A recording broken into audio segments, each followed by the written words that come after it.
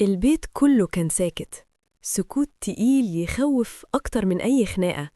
حماتي كانت واقفة، إيديها بتترعش، بس لسه بتحاول تمسك في آخر خيط. قالت بصوت مكسور وفيه عصبية: انتي مكبرة الموضوع، دي صور قديمة. ضحكت ضحكة خفيفة طالعة من قلب موجوع. قديمة؟ بس وجعي لسه جديد. بصيت لعصام، كان واقف مطاطي راسه. الراجل اللي كنت مستنياه يحميني طلع مستخبي ورا أمه. قلت له بهدوء: ما كنتش محتاجة صور، كنت محتاجة راجل. أمي قامت وقفت جنبي، حطت إيدها على ظهري، وأبويا قال كلمة واحدة أثرت كل الكلام: بنتي هترجع بيتها معززة مكرمة. حماتي حاولت تتكلم، لكن المرة دي محدش كان سامع.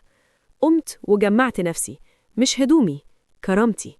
وأنا ماشية من الباب بصيت لحماتي آخر بصة وقلت: كنتي فاكرة سكوتي ضعف، طلع صبر. خرجت من البيت والهوا خبط في وشي، أول مرة أحس إني بتنفس من شهور. ما كنتش عارفة بكرة فيه إيه، بس كنت متأكدة من حاجة واحدة: الوجع بيعدي، إنما الكرامة لو راحت ما بتعرفش ترجع.